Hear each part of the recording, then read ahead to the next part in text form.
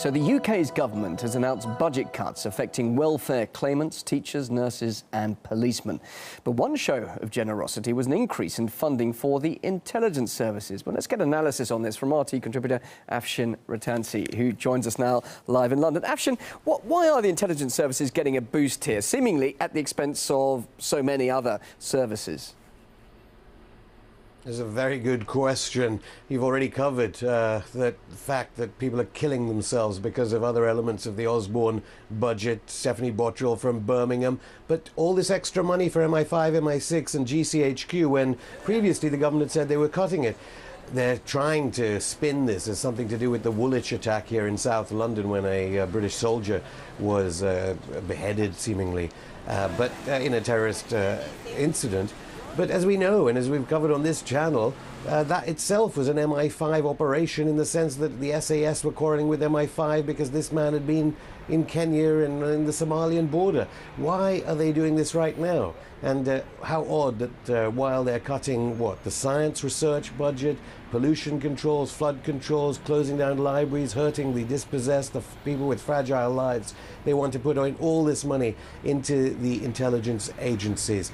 And also, I should add, they're also increasing the foreign aid budget, which so many nefarious and strange operations also occur in the name of foreign aid to help other countries. So it's obvious that this government, commentators have called it fascism, because at the same time as they carry out ludicrous austerity, which makes no difference to the public accounts, and I got to say that his opposite number in the Labour Party, it's much the same with the Labour Party. There's about 5% of GDP in it.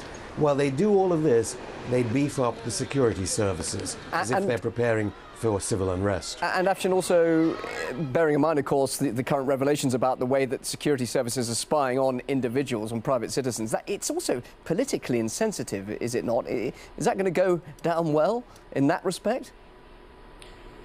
That's presumably why the British government is spinning it and saying, look, if we don't do all of this, you'll see more British soldiers at British barracks up and down the country being beheaded. We know that there are connections here in that particular case in South London. So I think that case can be thrown out immediately. And for that matter, after the Snowden allegations, do we think that the United States is telling Britain to beef up their MI5, MI6 and GCHQ budgets? Because as Snowden has revealed, Britain is basically a spying outpost for the United States. And yet the poorest of society are paying for this.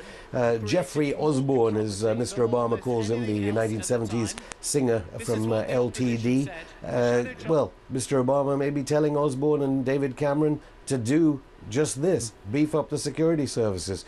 Whether it has any real impact on the British people in terms of ideas of exactly what's going on is a different matter, because you don't get to see the mainstream television media here, the British Broadcasting Corporation and the like. They're not really covering this in that kind of way. They're saying, yes, Mr. Osborne is doing good things. He's beefing up the security services to save the British people from terror, and he's taking an iron hand to the budget deficit that needs to be sorted out. Afshin, you mentioned Edward Snowden there, and you and I have been talking about the Snowden saga for the last 2 or 3 days.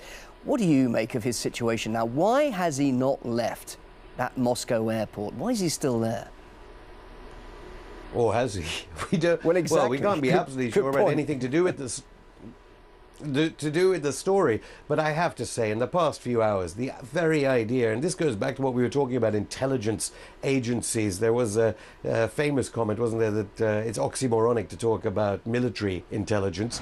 In the same way, the idea that the Hong Kong government is saying that the United States got the middle name of Edward Snowden wrong, which is why technically the United States embassy or consulate in Hong Kong's desire to extradite Edward Snowden from Hong Kong went wrong, is amazing. I mean, you know, we're careful about things. Why are the US government and their CIA operations director in Hong Kong, could he not get the middle name right? It's Joseph, not James. Thus, of course, it allows China to say, hey, we weren't trying to protect Edward Snowden.